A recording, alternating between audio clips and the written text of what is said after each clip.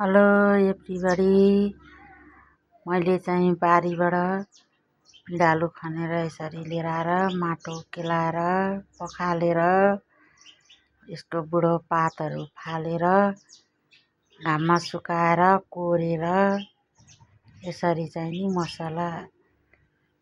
मस्यौरा पार्छु।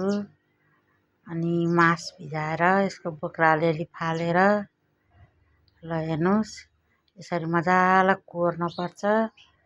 अनि त्यहाँबाट पार्नुपर्छ। अनि मजाले 3-4 घाम सुकाएपछि सुक्छ। अनि बट्टामा प्याक गरेर राखेर हामीले चाहिँ नि बर्खामा पछि हिउँदमा तरकारी नभएको बेलामा छिटो तरकारी पकाउनु पर्ने हुन्छ कहिलेकाहीँ। अनि त्यस्तो बेलामा खान्छौँ। मैले चाहिँ नि के बनाउँछु भने अब मस्यौरा अचारहरू लौसीको अहिले अनि माडाहरू बनाएर पिनेर अचार खानलाई हुन्छ। लौसीको उसिनेर सुकाएर त्यस्तोहरू बनाएर चाहिँ नि हामी खान्छौँ।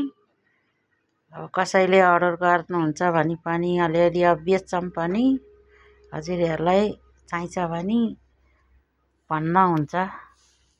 भन्दाखेरि हुन्छ हामी चाहिँ बेच्छौँ। अब यस्तो लौसीको अचारहरू पनि मिठो मिठो हालेको छ। खोर्सानी डल्ले खोर्सानी पनि मैले अचार हालेको छु। मेरो रेसिपी हेरिदिनु होला।